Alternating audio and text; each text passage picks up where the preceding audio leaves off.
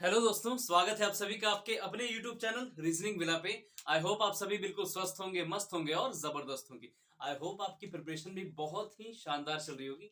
जैसा कि आपको पता है, मेरे सभी भाइयों का जो एग्जाम है 1 दिसंबर से शुरू होने जा रहा है, एसएससी सीजीएल 2022 का।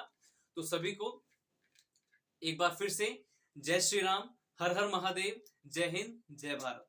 ठीक है, आप सभी को पता है इस चैनल पे आपको वो करवाया जाता है जो डायरेक्ट आपके एग्जाम में मिलेगा। जो डायरेक्ट आपके एग्जाम में मिलेगा वही चीजें आपको कराई जाती हैं। किसी फालतू की चीज हम लोग नहीं कराते। वही चीज हम कराते हैं जो आपके डायरेक्ट एग्जाम में मिले। चाहे डाटा चेंज हो, बट कंसेप्ट वही हो उस क्वेश्चन के पीछे। ठीक है, तो आप बेफिक्र हो सकते हैं। आप इतना भी देख सकते हो, ऑफलाइन क्लासेस में आपको इतना कंटेंट जो है नहीं दिया जाता। ऑफलाइन क्लासेस में आप देख सकते हो, किसी साथी हमारे दोस्तों के जो आपके ऑफलाइन क्लासेस लेते होंगे उनसे पूछेगा, इतना कंटेंट आपको ऑफलाइन क्लासेस में भी नहीं मिलता होगा।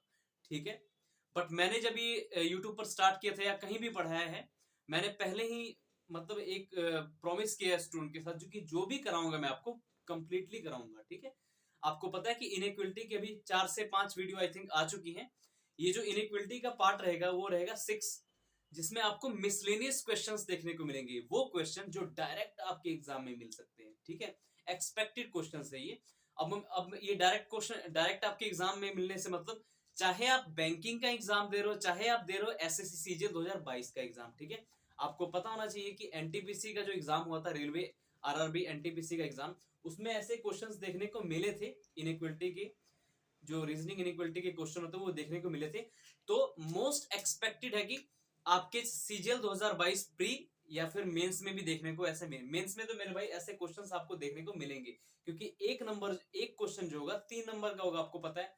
ठीक है, तो आपको प्रिपरेशन अपनी बहुत ही बेहतरीन रखनी है, इतने अच्छे तरीके से रखनी है कि कोई भी क्वेश्चन आपके एग्जाम में आ जाए आप उसको इजिली कर जाओ। ठीक है, और आप सभी को पता है इस चैनल पे चाहे ये मेरा बोर्ड और ये जो है व्हाइट बोर्ड है, बट मैं वो कंटेंट आपको देता हूं जो डायरेक्ट आपको एग्जाम में मिले, और बिल्कुल इजी वे में मैं आपको समझाने की कोशिश करता हूं।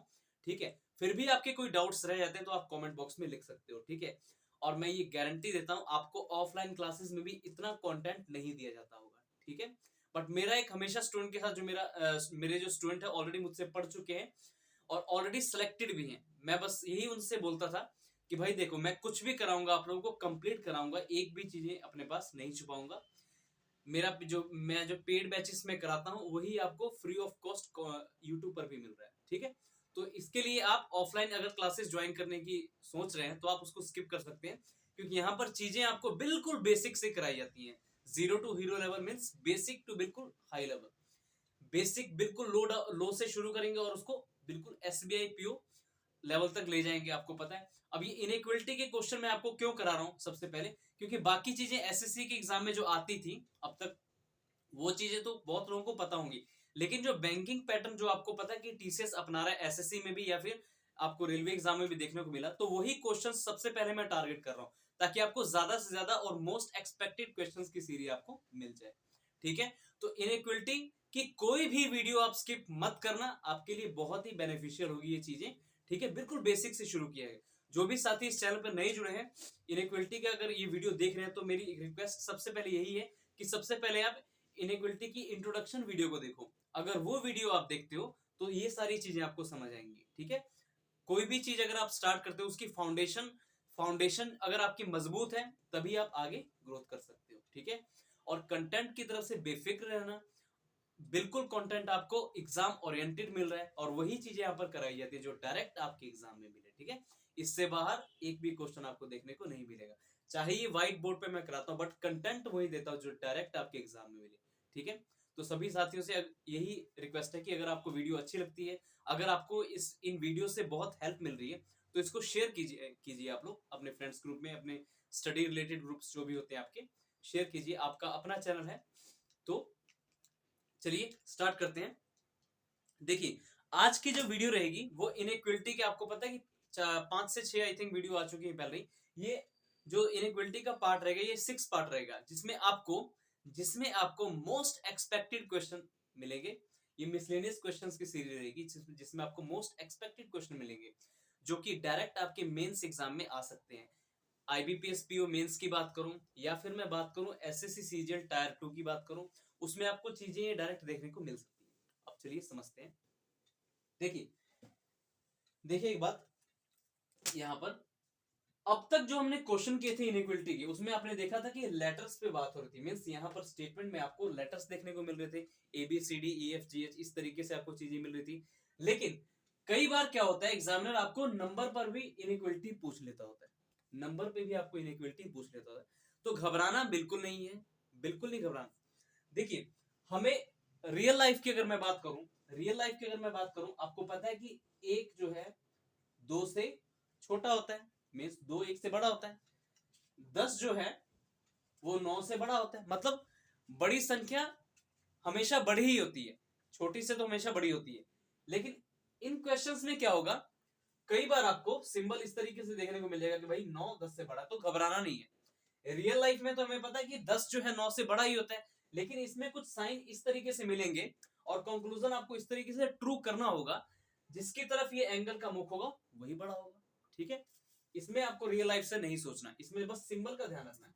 ठीक है, रियल लाइफ की अगर मैं बात करूं तो आपको पता है कि जो 9 होता है बड़ा होता है 8 से, मींस बड़ी संख्या हमेशा बड़ी होती है छोटी संख्या से। ठीक है, लेकिन इसमें ऐसा कुछ नहीं है, बस आपने ये चीजें ध्यान रखनी है, इन साइंस का बस आपने ध्यान रखना है और कुछ नहीं, इन साइंस का बस ध्यान रखना है। आपको मेन फोकस आपका क्या होना चाहिए, साइन का, कि जो साइन जिसकी तरफ वो बड़ा या फिर इक्वल जो भी है अकॉर्डिंग टू साइन। ठीक है, तो चलिए स्टार्ट करते हैं, वेट कीजिएगा।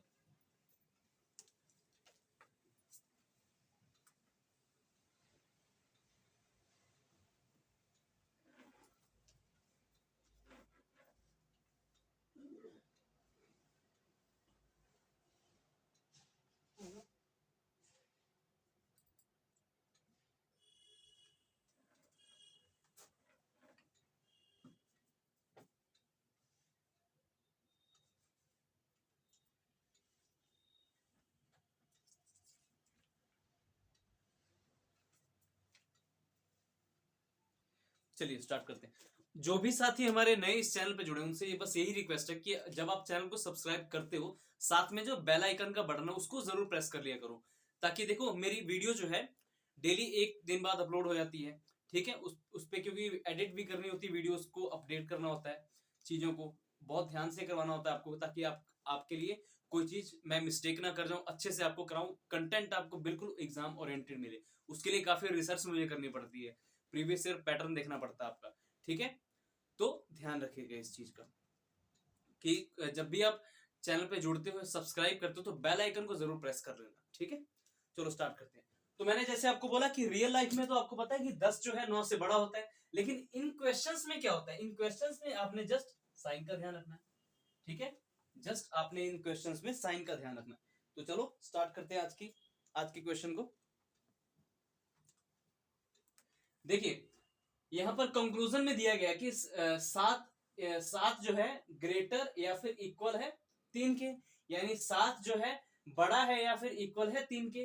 और दूसरे कंक्लूजन में बोला कि 7 स्मॉलर है 3 से, या फिर बोल सकते हो क्योंकि एंगल का मुख देखो 3 की तरफ खुल रहा है, यानी 3 बड़ा है 7 से। इस कंक्लूजन का ये मतलब है। तो हमने चेक करना है क्या ये दोनों के दोनों कंक्लूजन ट्रू है, या फिर इनमें ईदर और केस लगेगा। या वाला केस जो मैंने आपको ऑलरेडी बताया था कि ईदर और केस भी होता है, इसमें पूछा जाता है, जैसे कि सिलोगिज्म में पूछा जाता है, वैसे ही इनइक्वालिटी में भी ईदर और केस पूछा जाता है। तो देखो 7 से 3 आपने चेक करना है। तो सबसे पहले मुझे देखो 7 और 3, अच्छा ये स्टेटमेंट अगर आप देखोगे तो 1 2 3 के बाद आपको एक कॉमा और बिंदी नजर आ रहा है, फिर कॉमा बिंदु, मतलब यहां पर एक स्टेटमेंट नहीं बल्कि 3 स्टेटमेंट है। इनको अगर आपने 3 से 7 या फिर 7 से 3 बात करूं, अगर आपने यहां से यहां पहुंचना है तो इनको क्या होगा, कनेक्ट करने की जरूरत पड़ेगी। 3 से आपने 7 पहुंचना है तो इनको पहले कनेक्ट करने की जरूरत पड़ेगी। कनेक्शन कैसे बनाओगे, मैंने आपको ब्रेक स्टेटमेंट में बताया था कि कनेक्शन कैसे बनता होता है। तो देखो 3 से जब आप 7 पहुंचना चाह रहे हो, 3 से जब आप 7 पहुंचना चाह रहे हो, तो पहले आप इनमें इन दोनों में कुछ होना चाहिए कॉमन। तो देखोगे अगर आप 3 से 7, तो अब अगर इस स्टेटमेंट सेकंड वाले और थर्ड वाले की बात करूं, 3 से 7 अगर आप पहुंचना चाहते हो तो इसमें कोई भी नंबर कॉमन नहीं है जो आपको 3 से 7 तक पहुंचा दे। मतलब डायरेक्टली आप दूसरे से तीसरे स्टेटमेंट में नहीं पहुंच पा रहे हो। तो देखो यहाँ पर क्या हम पहले और तीसरे को जोड़ सकते हैं स्टेटमेंट को? तो आप कहोगे हाँ सर बिल्कुल जोड़ सकते हैं, क्योंकि पहला और तीसरा स्टेटमेंट, क्योंकि देखो पहले स्टेटमेंट में भी 3 नजर आ रहा है, और पहले स्टेटमेंट में 1 भी नजर आ रहा है, और थर्ड स्टेटमेंट में भी 1 नजर आ रहा है। तो कहीं ना कहीं हमारा जो पहला और तीसरा स्टेटमेंट में है जो है 1 से कनेक्ट होता हुआ नजर आ रहा है। तो हम कोशिश करेंगे इसको 1 से ही कनेक्ट करें। ठीक है, तो सबसे पहले देखो यहां से अगर मैं 3 की बात करूं, 3 से बड़ा 2, मतलब 3 बड़ा है 2 से, और 2 बड़ा है 1 से। ठीक है, अब बस ये एक जो है यहाँ पर कॉमन है, और एक जो है कॉमन है यहाँ पे, और एक 7 जो है बड़ा है और इक्वल है 1 से। तो आप इस तरीके से 7 बड़ा है इक्वल है 1 से, बस पहुंच गए, कनेक्शन बन चुका है, और हमें 7 भी मिल गया और 3 भी मिल गया। बस अब आप चेक कर लो कि 7 और 3 में एक्चुअल में क्या रिलेशन है। तो आप देखोगे 7 से जब आपने 3 ट्रेवल किया तो आपको अपोजिट साइन मिले, एक ये वाला साइन मिला और एक ये वाला साइन मिला। ठीक है, मतलब 2 अपोजिट साइन तो आपको मिल गए, 7 और 3 के बीच में 2 अपोजिट साइन आपको मिल चुके हैं। ठीक है, हालांकि ये भी साइन इसी की तरफ था, है तो इसके अपोजिट ही ना, है तो ये साइन इसके अपोजिट ही ना, मीन्स आपको अपोजिट सिंबल मिल चुके हैं। और अपोजिट साइन जब आपको मिलते हैं दो वेरिएबल के बीच में, तो आपको पता है चीजें जो है ब्लॉक हो जाती हैं। 7 और 3 के बीच में कोई रिलेशन आप नहीं निकाल सकते, 7 और 3 के बीच में कोई रिलेशन नहीं निकाल सकते, मीन्स आपको पता ही नहीं कि कौन किससे बड़ा है, कौन किससे छोटा है, या फिर इक्वल है। यही तीनों चीजें होती है ना, जब चीजें ब्लॉक हो जाती है तो इसका हम क्या मतलब निकालते हैं, या तो 7 3 से बड़ा है, या तो 7 3 से छोटा है, या फिर 7 3 के इक्वल है।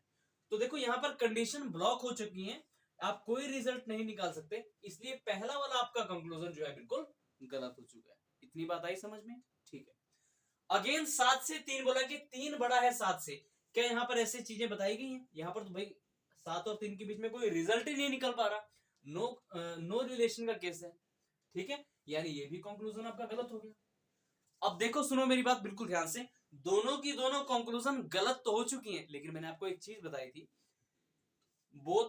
आपको पता है ईदर और कंडीशन, जब आपको वेरिएबल देखो ईदर और कंडीशन आपको दो तरीके से चेक करनी है। अगर आपको ऑप्शन में ईदर और मिलता है, ऑप्शन के ईदर मतलब ऑप्शन ऐसा मिलता है उसमें ईदर और भी है नीदर नोर भी है, तो आपको चेक करना पड़ेगा, कहीं ना कहीं आपको चीजें ईदर और मिल सकती है। 95% चांस होता है कि ऐसे क्वेश्चन में ईदर और केस लग जाएगा।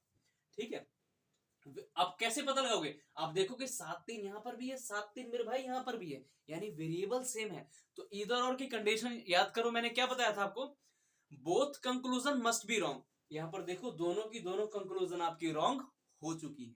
ठीक है, वेरिएबल मस्ट बी सेम, 7 3 7 3 इन्हीं को वेरिएबल बोलते हैं, वेरिएबल भी देखो सेम है ना सेम।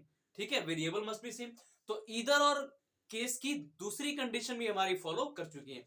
अब बात करते हैं तीसरी कंडीशन की। तीसरी कंडीशन मैंने क्या बोला था, all possible relation must be covered, मतलब सभी के सभी इनके बीच में साइन जो है कवर होने चाहिए।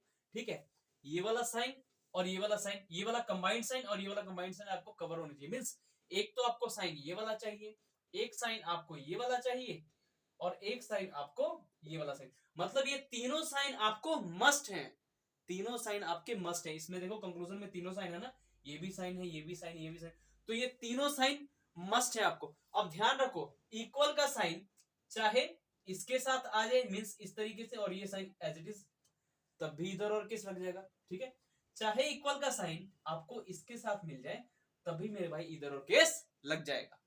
तो क्या ऐसी चीजें यहां पर हैं?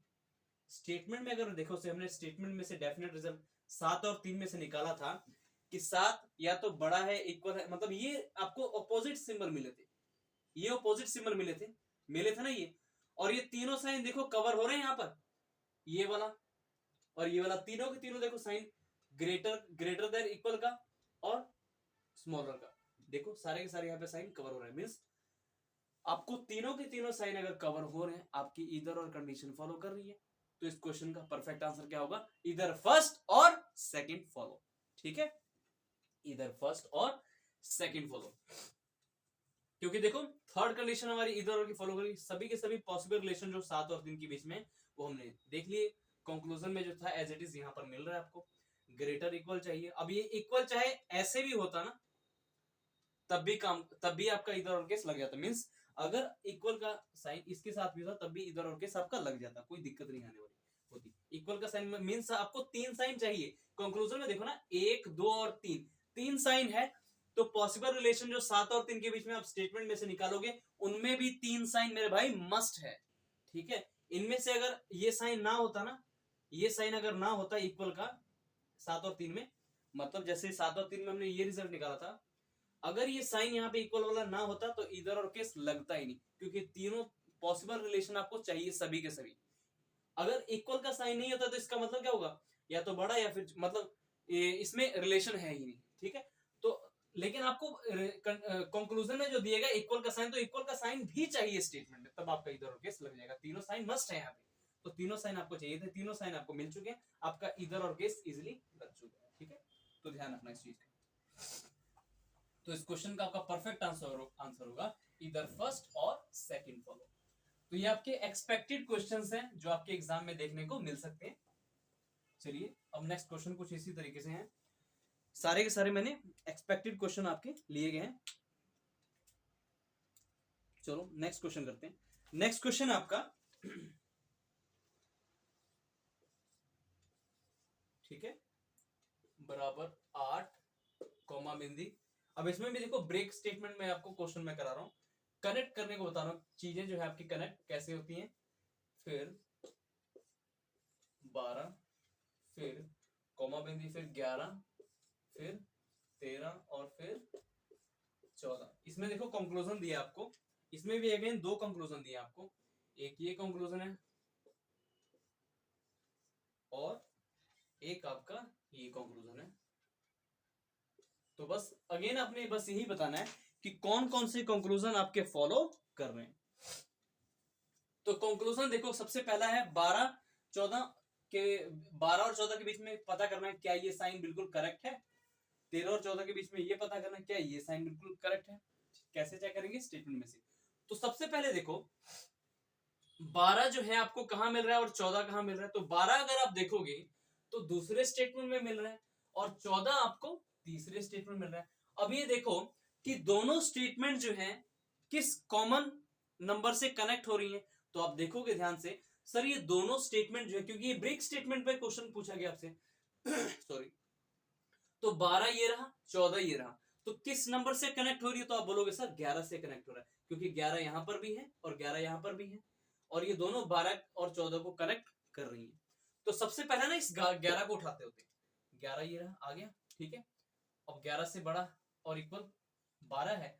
अब 12 कर लिया, देखो यहाँ 12 और 14 के बीच में पता लगाना था। 12 आपको यहाँ पे मैंने ले लिया इस स्टेटमेंट्स की हेल्प से। अब देखो 11 से आपने शुरू किया था ना, 11 ये रहा कॉमन दोनों में। अब देखो 14 तक पहुंचना है, तो 11 बड़ा है 13 से, 11 बड़ा है 13 से और 13 जो है इक्वल है 14।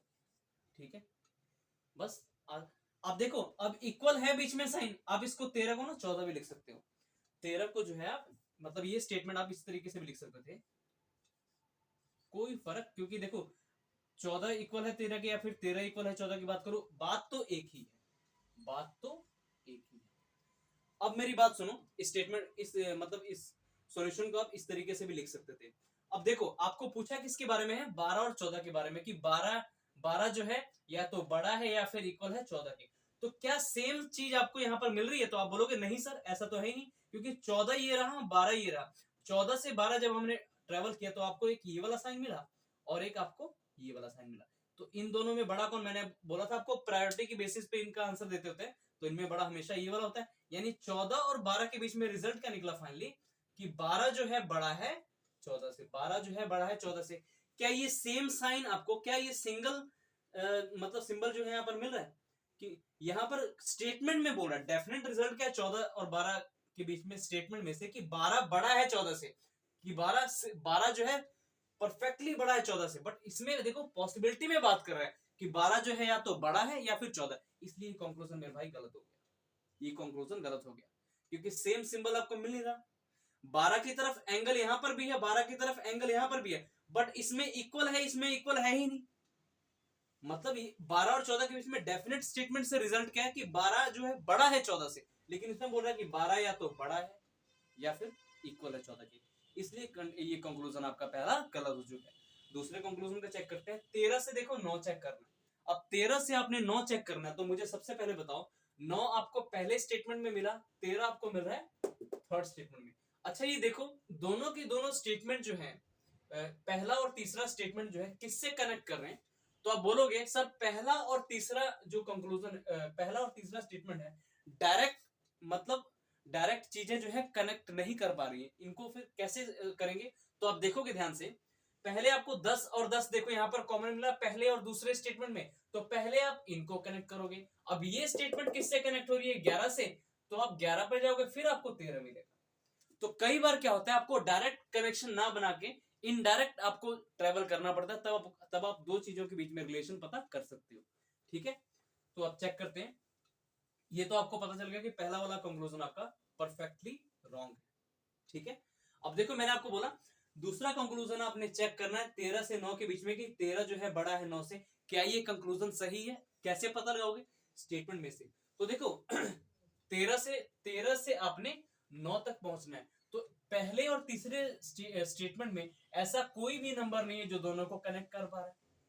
लेकिन देखोगे अगर ये 10 है जो दूसरे में भी है, ठीक है, और मतलब यहां से पहले और दूसरे स्टेटमेंट को आपको कनेक्ट करना पड़ेगा, फिर दूसरे और तीसरे को, और दूसरा और तीसरा किससे कनेक्ट होगा 11 से।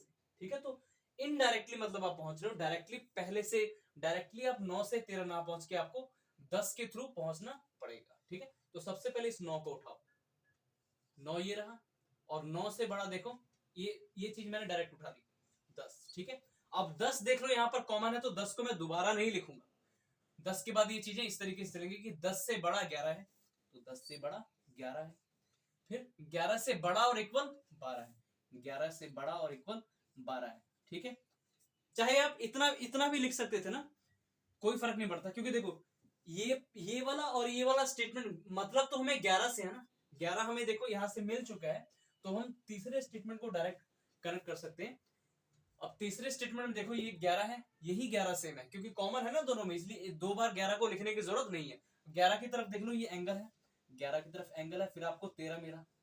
ठीक है, फिर 13 बराबर है, अच्छा आगे तो हम लिखेंगे नहीं क्योंकि 13 और 9 के बारे में पता करना था। तो अब आपने चेक करना है कि क्या 13 बड़ा है 9 से, क्या ये कंक्लूजन सही है। तो कैसे देखोगे, देखो 13 ये रहा, 9 ये रहा, तो 13 और 9 के बीच में देखो आपको एक तो ये वाला साइन मिला, ठीक है, एक ये वाला साइन मिला, तो देखोगे अगर आप, और फिर एक ये वाला साइन मिला, मतलब आपको 13 और 9 के बीच में ऑपोजिट सिंबल मिल चुके मेरे भाई, ऑपोजिट सिंबल मिल चुके हैं ना। 13 और 9 के बीच में आपको ऑपोजिट सिंबल मिल चुके, मींस एक साइन आपको ये वाला मिला, एक साइन ये वाला मिला, दोनों के बीच में रिलेशन जो है ब्लॉक हो चुकी है, मींस आप कोई भी रिलेशन नहीं निकाल सकते। तो ये भी आपका कंक्लूजन रॉन्ग हो गया, ये भी कंक्लूजन रॉन्ग हो गया। तो इस क्वेश्चन का परफेक्ट आंसर क्या होगा, इस क्वेश्चन का परफेक्ट आंसर होगा नन इज ट्रू, कोई भी सही नहीं है। ठीक है, ध्यान रखना बिल्कुल। देखो जो भी स्टूडेंट इस वीडियो को पहली बार विजिट कर रहे हैं, तो मेरी उनसे यही रिक्वेस्ट है, आपको ये चीजें जल्दी नहीं समझ आएंगी, सबसे पहले आपको इनइक्वालिटी की इंट्रोडक्शन वीडियो मेरी देखनी चाहिए, प्लेलिस्ट में आपको मिल जाएगा। इनइक्वालिटी जो मैंने अब तक करवाया, आई थिंक 5 से 6 वीडियो हो चुकी हैं, उसका ये लास्ट पार्ट रहेगा। ठीक है, लास्ट पार्ट उसका रहेगा, तो ध्यान रखना इस चीज को। आज ये इनइक्वालिटी आपकी कंप्लीट हो जाएगी, बट एक और मेरा नया चैनल है जिसमें रिवीजन के तौर पे मैं आपको ये सारी चीजें फिर से डालूंगा। ठीक है, सारी की सारी चीजें, ताकि वहां से भी आप रिवाइज कर सको। ठीक है, अपडेटेड कंटेंट होंगे वहां पर भी, उस चैनल का नाम मैं आपको जल्दी ही बता दूंगा। ठीक है, चलो स्टार्ट करते हैं। ये जो चैनल होगा, आपको देखो इस चैनल से तो आपको हेल्प मिलने ही मिलने वाली है। सुनो आज मैं चीजें रिवील ही कर देता हूँ। इस चैनल से है जो आपको चीजें वो तो मिलेंगी ही मिलेंगी, बेसिक टू बिल्कुल हाई लेवल तक, लेकिन वो चैनल उन स्टूडेंट के लिए होगा, उस चैनल पर जो वीडियो अपलोड की जाएंगी ये उन स्टूडेंट्स के लिए होगा जिन्हें ऑलरेडी कहीं ना कहीं से उन्होंने कोर्स अपना कंप्लीट कर लिया है, या फिर यूट्यूब से भी देख के अपने कंसेप्ट जो है क्लियर कर लिए हैं। तो वो क्वेश्चन वहां पर वो क्वेश्चन आपको उस चैनल पे मिलेंगे जो डायरेक्ट आपके एग्जाम में मिलेंगे, और वहां पर बेसिक मैं नहीं कराऊंगा, बेसिक आपको इसी चैनल पे कराऊंगा, बेसिक टू हाई। वहां पर डायरेक्ट आपको previous plus updated content plus expected questions मिलेंगे। ठीक है, उस चैनल का नाम होगा, मैं आपको जल्दी रिवील करूंगा। ठीक है, उस पर काम चल रहा है, वो सिर्फ रिवीजन के लिए आपकी होगी, कि आपने ऑलरेडी चीजें पढ़ी हुई है, कॉन्सेप्ट आपके क्लियर है, वहां पर चीजें सिर्फ आपकी रिवीजन के तौर के लिए होंगी, कि आप वहां पर वो कंटेंट में डालूंगा कि वो कंटेंट, जैसे आपका एग्जाम जो है 1 महीने के बाद है, तो 1 महीने से पहले पहले आप सारी की सारी वीडियो उसकी खत्म कर सकते हो इजिली, कोई दिक्कत आपको नहीं आएगी, ठीक है। तो बेफिक्र है ना, ठीक है। तो सभी साथियों से यही मतलब रिक्वेस्ट है कि वीडियो को ज्यादा से ज्यादा शेयर करो अपने फ्रेंड्स ग्रुप में। अगर आपको वीडियो अच्छी लगती है तो सब्सक्राइब और बेल आइकन प्रेस कर लो, ताकि आप मेरी आने वाले सभी की सभी वीडियोस आपको इजिली मिले और सबसे पहले मिले, ठीक है। चलो देखते हैं। अच्छा देखो, ये आपने कंक्लूजन देख लिया कि इनमें कोई भी कंक्लूजन आपका फॉलो नहीं कर रहा, ठीक है। अब देखते हैं अगला क्वेश्चन। अब अगले क्वेश्चन की तरफ चलेंगे। अगला क्वेश्चन देखते हैं, अगले क्वेश्चन में क्या है। देखो, हर एक क्वेश्चन आपको कुछ ना कुछ सिखाने वाला है, तो अच्छे से बने रहना। और मेरी यही रिक्वेस्ट है आप लोगों से कि बीच में वीडियो मत छोड़ा करो, पूरी की पूरी वीडियो देखोगे, फायदा तभी मिलेगा। फिर बाद में ये मत कहना कि सर हमारे डाउट्स रह गए। हालांकि मैं डाउट्स क्लियर करूंगा, बट मैं यही कहूंगा, आपको डाउट्स तो मैं आने दूंगा नहीं। मैं इतना इजी वे में आपको समझाने की कोशिश करता हूँ, ऑफलाइन में भी मैं इतना ही इजी समझाने की कोशिश करता हूँ सभी को, और समझ भी आता है। तो आप लोग भी पढ़ोगे, वीडियो अगर एक बार समझ नहीं आती, बार बार रिपीट करके देखा करो, चीजें आपकी क्लियर होती जाएंगी, ठीक है। और पूरा वीडियो देखोगे, कोई भी क्वेश्चन 5 से 6 वीडियो जो है इनइक्वलिटी की आपकी मैं अपलोड कर दूं, ऑलरेडी आपकी हुई पड़ी है। इन वीडियोस को अगर आप देख लेते हो तो इनइक्वलिटी का सिंगल क्वेश्चन भी आप नहीं छोड़ोगे, हर एक क्वेश्चन बहुत अच्छे से क्लियर होगा। इनइक्वलिटी में मैंने सारे के सारे आपके केसेस करवाए हुए हैं। पहले तो इंट्रोडक्शन जो कराए हुए मैंने, उसमें सारे के सारे सिंबल के बारे में मैंने बताया हुआ है, ठीक है। उसके बाद इसमें एक ईदर और ब्रेक स्टेटमेंट बनता है। ब्रेक, जब स्टेटमेंट को ब्रेक कर दिया जाता है, जो अभी आप कर रहे हो ब्रेक स्टेटमेंट पे क्वेश्चन इसमें एक्सपेक्टेड जो कर रहे हो, ऐसे ही ब्रेक स्टेटमेंट को मैंने अच्छे से उसमें समझाया हुआ है। उसके बाद इनइक्वलिटी में आपके ईदर और कंडीशन वाली जो चीजें होती है, ईदर और केस जो होता है इसमें, वो भी समझाया हुआ है।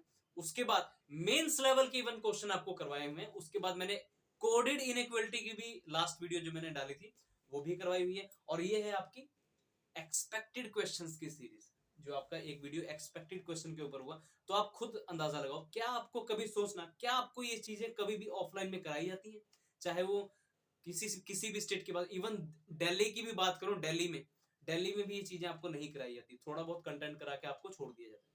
क्योंकि दिल्ली में जो ज्यादातर इंस्टीट्यूट है, ज्यादातर की मैं बात करूं दिल्ली में, नाम तो जैसे मुखर्जी नगर बहुत है भाई, पहले बहुत मतलब अच्छा नाम था और अच्छा रिस्पॉन्स भी था। मुखर्जी नगर आज की डेट में सिर्फ फ्रॉडगिरी है, ज्यादातर इंस्टीट्यूट में यही फ्रॉडगिरी चल रही है।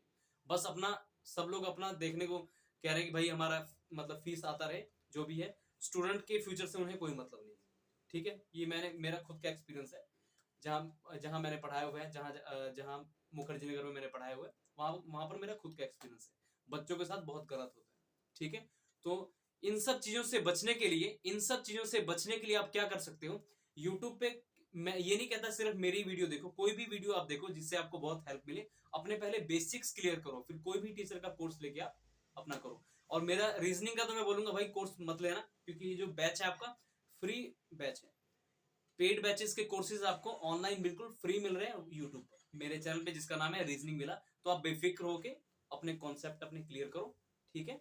बिल्कुल घबराने की जरूरत नहीं है, कंटेंट आपको वही कराया जाता है जो डायरेक्ट आपके एग्जाम में मिलेगा, ठीक है। तो ध्यान रखना, सेल्फ स्टडी बेस्ट है। देखो, जिस स्टूडेंट ने कुछ करना होता है जिंदगी में, क्योंकि आजकल देखो इंटरनेट का जमाना है, आपको पता है इंटरनेट का जमाना, सोशल मीडिया का जमाना है। तो कंटेंट आप खुद ढूंढा करो, और फिर उन ढूंढ के देखो प्रीवियस ईयर। सबसे पहले बेस क्या होता है, किसी भी एग्जाम का बेस क्या होता है, प्रीवियस ईयर क्वेश्चन। अगर आप कोई एग्जाम देने जा रहे हो, सबसे पहले जरूरी होता है प्रीवियस ईयर क्वेश्चन लगाओ। प्रीवियस ईयर क्वेश्चन लगाने से क्या होता है, आपको पता लगा था कि चीजें एक्चुअल में पूछी क्या जाती हैं, और आपका माइंड इस तरीके से वर्क करेगा कि आप एक अंदर से उत्सुकता होगी, अच्छा ये भी क्वेश्चन आपका इस तरीके से भी पूछा जा सकता है। तो माइंड आपका उस लेवल तक वर्क करने लग जाएगा, ठीक है। मुखर्जी नगर की एक मैं सच्चाई बताऊं, जहां पे मैंने एक इंस्टीट्यूट में पढ़ाया हुआ है, क्या हुआ था कि, और ये बहुत से स्टूडेंट ने महसूस भी किया होगा, मैं आज आपको बता ही देता हूँ क्या हुआ था मुखर्जी नगर में। देखो, मेरे फेस से जो है, जब एडमिशंस हो जाती थी, 3 से 4 दिन की बात है, तो मैंने खुद देखा कि टीचर्स को ना चेंज कर दिया जाता है कि भाई अब दूसरे टीचर आपका कंटिन्यू करेंगे। वो टीचर एडमिशंस ले ली ना, टीचर को ये लोग फीस देते हैं उतने दिन पढ़ाने की, और टीचर्स जो है चेंज कर दिए जाते हैं। तो मुखर्जी नगर में ज्यादातर ये खिलवाड़ चल रहा है, और ये आज से नहीं बहुत पहले से चल रहा है, और स्टूडेंट के फ्यूचर से इन्हें कोई मतलब नहीं है, इन्हें बस अपनी कमाई से मतलब है। तो यही है कि आप घर बैठे ही अपनी तैयारी करो, यूट्यूब से ही कंसेप्ट आपने क्लियर करने हैं। आपको पता है कि चीजें आपके एग्जाम में पूछी क्या जाने वाली हैं, तो आप सिंपल से यूट्यूब से आप देख लो बेसिक्स वीडियो, और फिर बाद में किसी भी प्लेटफॉर्म से आप अपना कोर्स ले सकते हो। रीजनिंग का कोर्स लेने को तो मैं बिल्कुल नहीं बोलूंगा, क्योंकि वही चीजें मैं करा रहा हूँ, इससे कम ही चीजें आपको कराई जाएंगी। इतना कंटेंट मेरे भाई किसी भी पेड बैच में नहीं कराया जाएगा, मैं कंफर्म कर देता हूँ। ठीक है, तो बस इस चीज का ध्यान रखो, और इन फ्रॉड इंस्टीट्यूट से बचो। पूरी की पूरी फीस पहले मत दिया करो, पहले देखा करो, क्योंकि ये लोग करते क्या है कि टीचर आपको शुरुआत में क्या होता है जी, जब आप डेमो लेने जाते हो किसी इंस्टीट्यूट में, दिल्ली की मैं बात कर रहा हूँ, तो आपको बहुत अच्छा टीचर दिखाया जाएगा जिससे आपको समझ भी आ जाए। और जब टीचर जो है, आप उस टीचर का फेस देख के आप सिलेक्ट हो जाते हो, तब वो टीचर आपको चेंज कर दिया जाता है। वो टीचर अपनी फीस ले भी लेता या फिर नहीं भी लेता, उसको बोला जाता है कि भाई सर अब दूसरे हमारे साथ कंटिन्यू करेंगे। समझ गए ना मेरी बात? तो ये फ्रॉड इंस्टीट्यूट की मतलब आपको पहचान बता रहा हूँ, ये फ्रॉड होते हैं, स्टूडेंट के फ्यूचर से इन्हें कोई मतलब नहीं है। ठीक है, बट मैंने जहां भी पढ़ा है, मैंने हमेशा यही पहले बोल के पढ़ाया कि भाई मैं कंटेंट जो है हमेशा स्टूडेंट को पूरा दूंगा, क्योंकि भाई मुझे पढ़ाने में मजा आता है। ठीक है, कंटेंट अगर मैं दूंगा आप लोगों को, तो आप लोगों के लिए फ्यूचर में किसी का बर्बाद नहीं करना चाहता। ठीक है, कंटेंट में इसीलिए मैं आपको ज्यादा से ज्यादा देता हूँ। इवन देख लो, मैं आपको आज मिसलेनियस क्वेश्चन की सीरीज भी लेके आया हूँ। ठीक है, तो इन फ्रॉड इंस्टीट्यूट से बचो, आपका फ्यूचर बर्बाद कर रहे हैं। इससे अच्छा है कि आपने कॉन्सेप्ट ही क्लियर करना है, तो आप ऑनलाइन प्लेटफॉर्म किसी से भी पढ़ सकते हो। ठीक है, इन फ्रॉड इंस्टीट्यूट से बचो। ठीक है, सिर्फ सिलेबस आपको बोला जाता है भाई इतने दिन में कंप्लीट हो जाएगा, जैसे कोई बोलता है कि 5 महीने में, कोई बोलता है 3 महीने में, कोई बोलता है 4, और सभी के सभी इंस्टीट्यूट नहीं है, लेकिन ज्यादातर इंस्टीट्यूट ऐसे ही है। कुछ ही इंस्टीट्यूट है जो इन सब चीजों से बचे हुए अपना सिलेबस कंप्लीट करते हैं, बिल्कुल टाइम लिमिटेड टाइम में जो आपको दिया जाता है उसमें कंप्लीट करते हैं, लेकिन ज्यादातर इसमें फ्रॉड ही चल रहा है। ज्यादातर इंस्टीट्यूट में क्या हो रहा है, फ्रॉड ही चल रहा है। टीचर का फेस आपको कोई और दिखाया जाएगा, जिससे आप बिल्कुल एडमिशन ले लोगे देख के उनका, लेकिन टीचर बाद में चेंज कर दिया जाता है। ठीक है, और ज्यादातर आपने एक्सपीरियंस कभी किया होगा कि टीचर बहुत अच्छा पढ़ाते होते हैं और आपको अच्छा भी लगता होता है, लेकिन ज्यादातर टीचर छोड़ के जाते हैं। तो यहाँ पर दिक्कत आती है कि टीचर्स को टाइम पे पेमेंट नहीं मिलती होती, और इसमें बहुत से बड़े इंस्टीट्यूट भी इन्वॉल्व है इसमें। ठीक है, और वही टीचर फिर करते क्या होता है कि चलो ठीक है, स्टूडेंट का फ्यूचर भी बर्बाद ना हो और कुछ इनकम हो जाए, तो भाई देखो कमाना तो सभी के लिए जरूरी है। ठीक है, वही टीचर फिर आपको ऑनलाइन आके पढ़ाना शुरू कर देते हैं, फिर आपको चीजें जो है अच्छे से कनेक्ट होने दोबारा शुरू हो जाती है। तो ध्यान रखो इस चीज का। आपने कॉन्सेप्ट क्लियर करना है, तो आप यूट्यूब पर अपनी हेल्प लेके, अपने यूट्यूब से किसी भी वीडियो की हेल्प लेके आप कॉन्सेप्ट क्लियर कर सकते हो। तो चलो स्टार्ट करते हैं। जो चीजें मेरा खुद का एक्सपीरियंस है दिल्ली में रह के, वो मैंने आपको चीजें बताई। तो कहने का मतलब ये है कि रीजनिंग के लिए आप कोई भी बैच मत लेना। रीजनिंग का आपका जो कोर्स है बिल्कुल फ्री ऑफ कॉस्ट कराया जाता है। पेड बैचेस की जो चीजें हैं आपको बिल्कुल फ्री ऑफ कॉस्ट यहाँ पर कराई जा रही है। चाहे मैं व्हाइट बोर्ड पे करा रहा हूँ, लेकिन कंटेंट में वही दम होगा जो पेड बैचेस में मेरे हो गया है। ठीक है, कोई वो मत करना। देखो, इवन आप देख लेना ऑफलाइन में भी या कहीं भी यूट्यूब पर भी इतना कंटेंट नहीं दिया जाता आपको। ठीक है, क्योंकि टीचर खुद भी थक जाते होते भाई बहुत हो गया, और स्टूडेंट का लेवल भी इतना नहीं होता। बट मेरा ये है कि आप पढ़ो या ना पढ़ो, लेकिन चीजें मैं आपको पूरी की पूरी दूंगा, ताकि आप मुझे कल ना कह सको सर आपने ये चीज नहीं बताई, वो चीज नहीं बताई। ठीक है, कंटेंट मैं आपको पूरा दूंगा, लेकिन पढ़ना आपने। ठीक है, कंटेंट आप बेफिक्र हो सकते, यहाँ पर भरपूर कंटेंट मिलता है, पढ़ना आपने। ठीक है, पढ़ाई आपने करनी। तो चलो स्टार्ट करते हैं। तो देखो, अगला क्वेश्चन हम लोग करने जा रहे हैं। दो क्वेश्चन हमने अभी तक खत्म कर लिया। अगला क्वेश्चन मैं आपको करवाने जा रहा हूँ, उसको देखो ध्यान से। अभी नंबर पे चल रहा सारा कुछ। अगला क्वेश्चन है 21,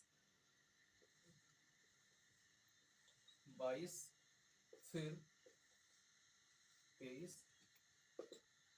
फिर आगे है 22, फिर 24,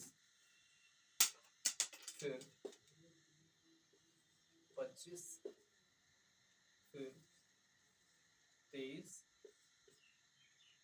यहाँ पर चलो लिख देता हूँ इसको नीचे। उसके बाद है 23, ग्रेटर देन इक्वल टू 26, फिर ग्रेटर देन 27। ठीक है, उसके बाद है 23, कंक्लूजन है आपका 23 is greater than equal to 27, और दूसरा कंक्लूजन है 21 इज ग्रेटर देन 26। ये भी आपका एक्सपेक्टेड क्वेश्चन है, जो मैंने कंटेंट ये आपके लिए लिया है। चलो देखो, अब ध्यान से देखो, आपको ये नंबर्स देके और ये कंक्लूजन आपसे पूछ लिया गया है, ये कंक्लूजन आपसे पूछा गया है कि 23 इज ग्रेटर देन और इक्वल टू 27, क्या ये सही है? अगला है 21 इज ग्रेटर देन 22, 21 जो है बड़ा है 26 से, क्या ये भी सही है? अगर आपका सिर्फ पहला सही है तो क्या आपका आंसर होगा ओनली फर्स्ट फॉलो, अगर दूसरा सही है तो, अगर सिर्फ दूसरा सही है तो ओनली सेकंड फॉलो, अगर दोनों ही सही है तो आपका क्या आंसर होगा? बोथ फॉलो, अगर कोई भी सही नहीं है तो आपका क्या आंसर होगा? None follow. ठीक है, तो ये चार ऑप्शन मैं आपको देता हूं, आप पहले खुद ट्राई करो इसको, और बाद में जब मैं इसको सॉल्व करूंगा तो अपने आंसर मैच करना। 2 मिनट का सिर्फ टाइम दूंगा, इससे ज्यादा नहीं चाहिए समय आपको, ऑलरेडी बहुत वीडियो मैंने इसके ऊपर डाल डाल दिया है, तो अब आप एक्सपेक्ट यही करो कि दे दोगे इसका। चलो स्टार्ट करो।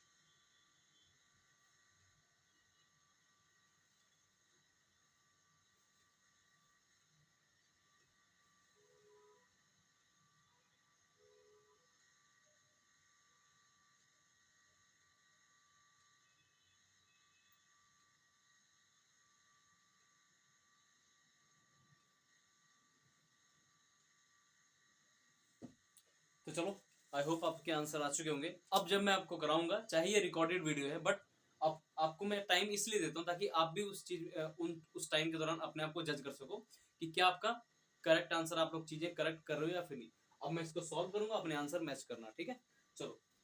अब आपको बोला है कि 23 और 27 के बीच में क्या ये सिंबल है, करेक्ट है या फिर नहीं। तो सबसे पहले आप कैसे पता लगाओगे? 23 और 27 को पहले ढूंढोगे कहाँ का किस किस स्टेटमेंट में मिल रहा है, और आप फिर उससे कनेक्शन बना के अपना डेफिनेट आंसर निकालोगे, इसके और इसके बीच में रिलेशन है क्या एक्चुअल में। तो 23 देखोगे अगर आप पहले स्टेटमेंट, 23 जो है आपको पहले स्टेटमेंट में मिल रहा है, ये देखो ये रहा, और फिर 23 आपको और कहाँ मिल रहा है? तीसरे स्टेटमेंट में।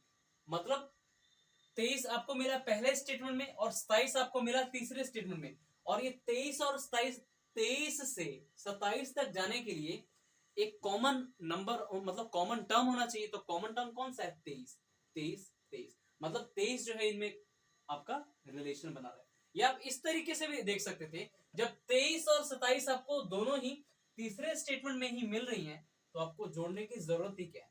सिलोगिज्म जैसा इनइक्वलिटी है ना, मतलब सिलोगिज्म की तरह ही है, इसके कनेक्शन के रूल भी एज इट इज ही है। तो ध्यान रखना, 23 और 27 जब आपको तीसरे स्टेटमेंट में मिल रहे हैं, तो आपको इसको जोड़ने की भी क्या जरूरत? तो 23 से 27 चेक करो, तो 23 ये रहा, 27 ये रहा, 23 से 27 तक जाने के लिए आपको एक ये वाला सिंबल मिला और एक ये वाला सिंबल मिला, और 27 तक आप पहुंच चुके हो। तो इन दोनों में बताओ बड़ा कौन? इन दोनों में बड़ा ये वाला होता है। तो एक्चुअल में 23 और 27 के बीच में रिलेशन ये है कि 23 जो है बड़ा है 27 से।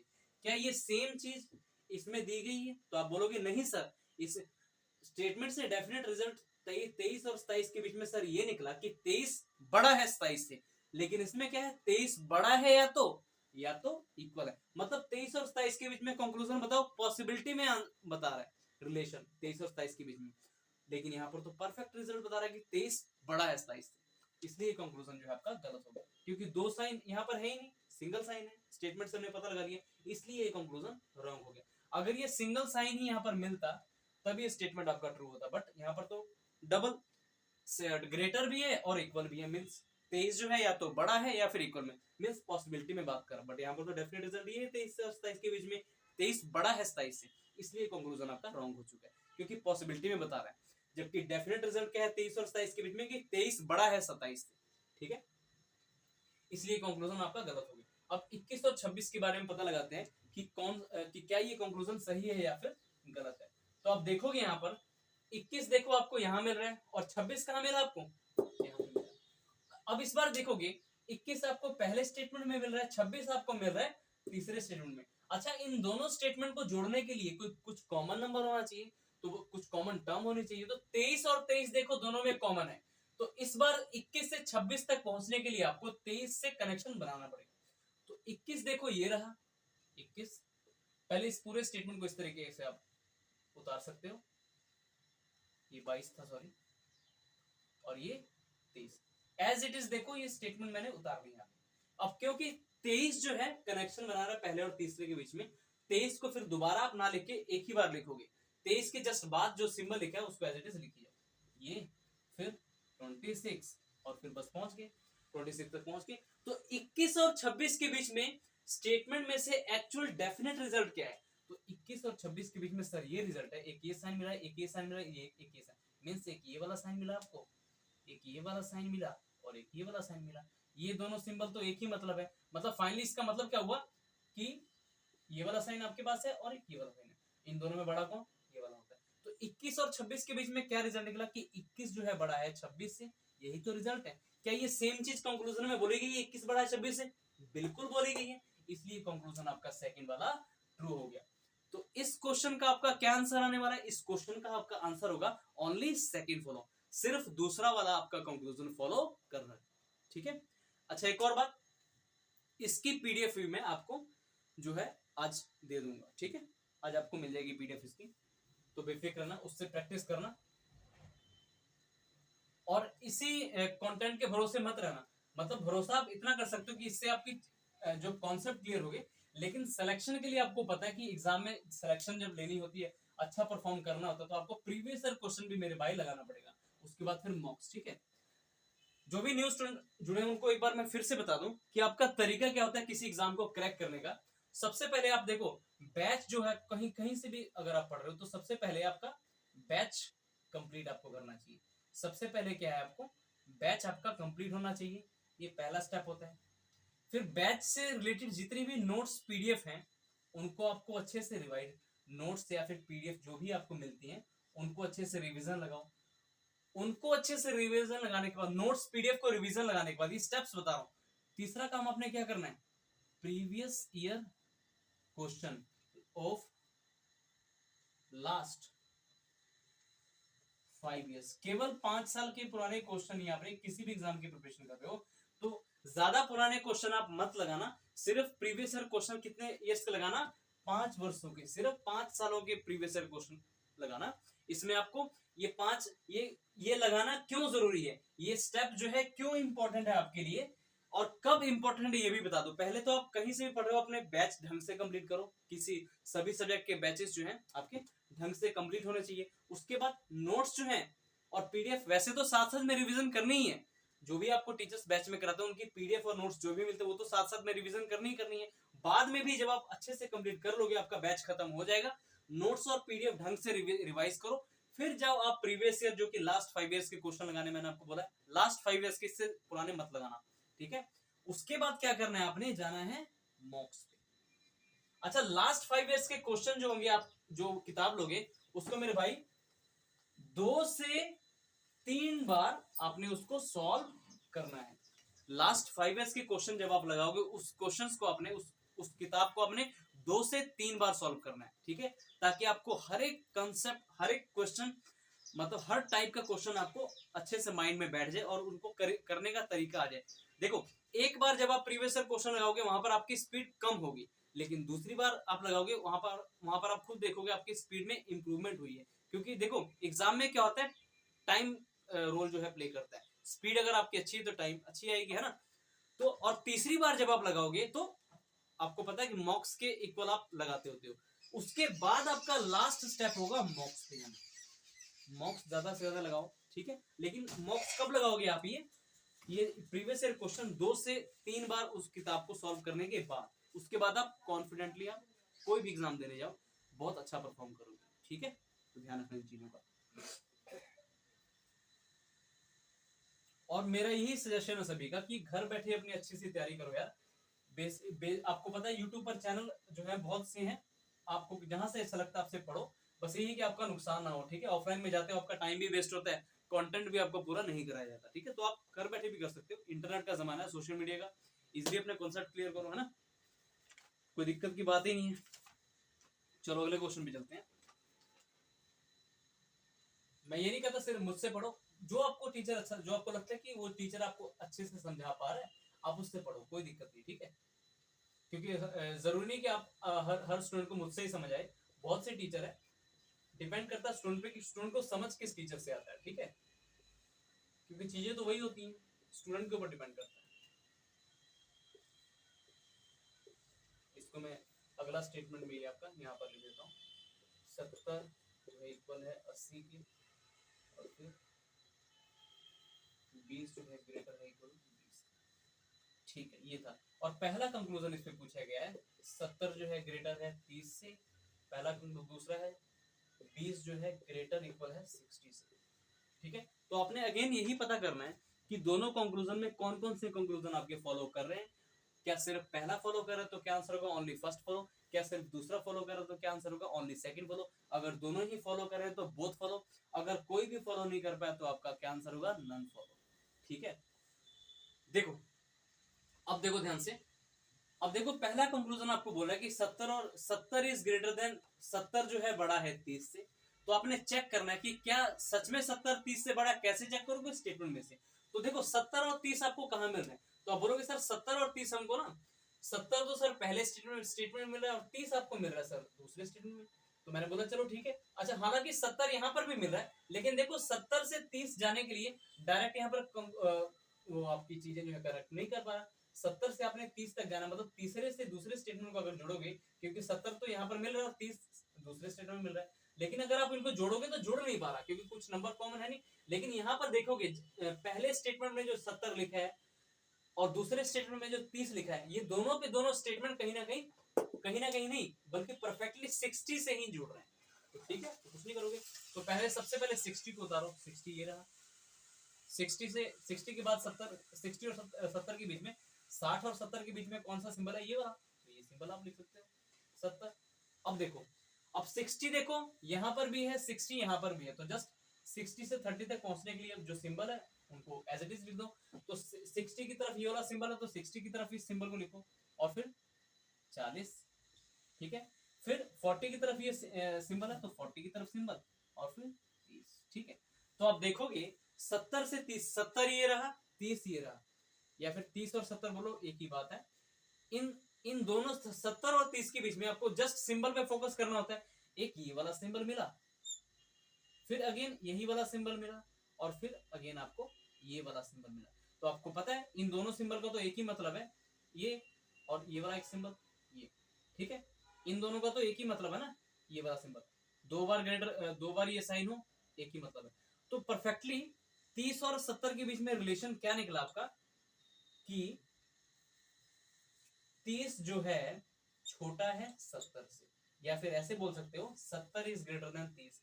तो यहाँ पे 70 इज ग्रेटर देन 30, क्या यहाँ पर जो एंगल 70 की तरफ है, इसका एंगल का मुख 70 की तरफ है, क्या यहाँ पर भी एंगल का मुख 70 की तरफ है, बिल्कुल है। इसलिए पहला कंक्लूजन आपका ट्रू हो चुका है, ठीक है। अब चेक करते हैं दूसरे स्टेटमेंट को, दूसरे कंक्लूजन को, सॉरी, कि क्या दूसरा कंक्लूजन आपका ट्रू है या फिर नहीं है।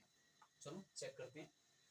बोला है दूसरा कंक्लूजन कि 20 जो है या तो बड़ा है या फिर इक्वल है 60 से। ये सेम सिंबल अगर आपको मिल गया 20 और 60 स्टेटमेंट में से, तो आप कह सकते हो कि हाँ बिल्कुल चीजें कनेक्ट हो रही। तो ठीक है। अच्छा 20 से 60, 20 ये रहा और 60 आपका ये रहा। 20 आपको मिल रहा है तीसरे स्टेटमेंट में और 60 आपको मिला पहले स्टेटमेंट में। पहले तीसरे और पहले स्टेटमेंट को जोड़ने के लिए कुछ कॉमन होना चाहिए, तो बोलोगे सर 70 जो है दूसरे पहले और तीसरे में कॉमन है, मीन्स आपकी चीजें 70 से कनेक्ट हो रही है।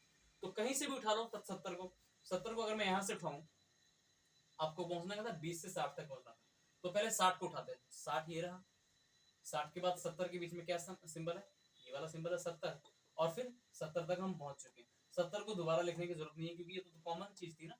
उसके बाद देखो 80, फिर ये वाला साइन, और फिर ये। अब देखो 20 और 60 के बीच में क्या ये सिंबल 20 की तरफ है, ये एंगल 20 की तरफ है और इक्वल भी 20 की तरफ है, क्या ये सेम चीज आपको स्टेटमेंट में से मिल रही है? तो 60 और 20 के बीच में देखोगे, एक तो आपको ये वाला सिंबल मिला, ये वाला, फिर आपको इक्वल का सिंबल मिला, फिर आपको मिला ये वाला।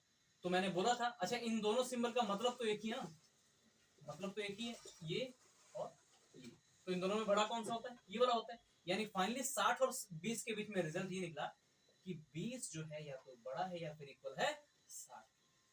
तो क्या ये सेम सिंबल यानी 20 की तरफ एंगल का मुख होना चाहिए और इक्वल का भी 20 की तरफ एंगल का मुख है और इक्वल का भी? तो ये दूसरा कंक्लूजन भी मेरे भाई करेक्ट हो चुका है। तो इस क्वेश्चन का परफेक्ट आंसर क्या होगा? Both follow, both conclusion follow. ठीक है, तो चीजें देख रहे हो, चीजें देख रहे हो किस यहाँ पर देख लो, बात हो रही है इन कंक्लूजन में कि कभी 20 बड़ा है या फिर इक्वल है 60 से, मतलब इनका हमारी रियल लाइफ से कोई मतलब नहीं है। हालांकि पता है कि आपको रियल लाइफ में कि 60 बड़ा ही होता है 20 से, लेकिन इसमें इनइक्वलिटी के क्वेश्चन में आपको सिंबल्स के अकॉर्डिंग आपने आंसर देना होता है। ठीक है, ध्यान, सिंबल्स को देखते हुए ही आप आंसर दोगे, अपनी तरफ से आंसर नहीं दोगे। ठीक है, तो ये चीज मैंने आपकी क्लियर की कि मेन फोकस आपका सिंबल की तरफ होना चाहिए, नंबर की तरफ नहीं होना चाहिए। अगर बोल रहा है कि 20, अगर स्टेटमेंट से डेफिनेट रिजल्ट है कि 20 60 से बड़ा, तो भाई 20 60 से बड़ा ही माना जाएगा। ठीक है, क्योंकि सिंबल का मुख हमने देखना किसकी तरफ है। ठीक है, अब चलते हैं एक और क्वेश्चन की तरफ। क्वेश्चन है आपका, ये थोड़ा सा हाई लेवल क्वेश्चन होगा, इससे भी थोड़ा सा, ये क्वेश्चन आपका 2 है। ये क्वेश्चंस का कलेक्शन है जो मोस्ट एक्सपेक्टेड क्वेश्चन है, ये आपके इवन कैट एग्जाम में भी पूछे जाते हैं कभी कभी, तो वहां से ये चीजें आप समझ सकते हो, वहां से प्रीवियस क्वेश्चन से कुछ कुछ चीजें मैंने करेक्ट की हैं आपके लिए, ताकि कैसा भी क्वेश्चन आपके एग्जाम में आ जाए आप इजीली कर लो। ठीक है, उसके बाद है एक बड़ा है 3 से फिर 4। ठीक है, एक मिनट देख लेता हूँ आपको क्या ये बोर्ड पर चीजें पूरी मिल रही हैं, पूरी दिख रही हैं? यहाँ पर ये थोड़ी सी आपको चीज नहीं दिख रही होगी, इसको नीचे लिख देता हूँ। यहाँ पर बड़ा है 3 से फिर 4 से। ठीक है, और कंक्लूजन है आपका पहला वाला, पहला कंक्लूजन आपको दिया गया है इसमें कि 5 जो है बड़ा है 8 से, ये पहला कंक्लूजन था। दूसरा कंक्लूजन है, इसमें 3 कंक्लूजन दिए गए हैं, 2 जो है छोटा है 4 से बोलो, या फिर 4 बड़ा है 2 से, एक ही बात। तीसरा कंक्लूजन है 1 जो है बड़ा है 9 से। तो ये चीजें आपने चेक करनी है, तो चलो चेक करते हैं।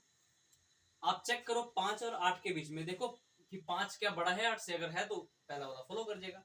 पहला वाला 5 देखो, तो पहले कंक्लूजन में 5 और 8 के बीच में पहले एक्चुअल में रिलेशन निकालो, डेफिनेट रिजल्ट क्या है 5 और 8 के बीच में स्टेटमेंट में से।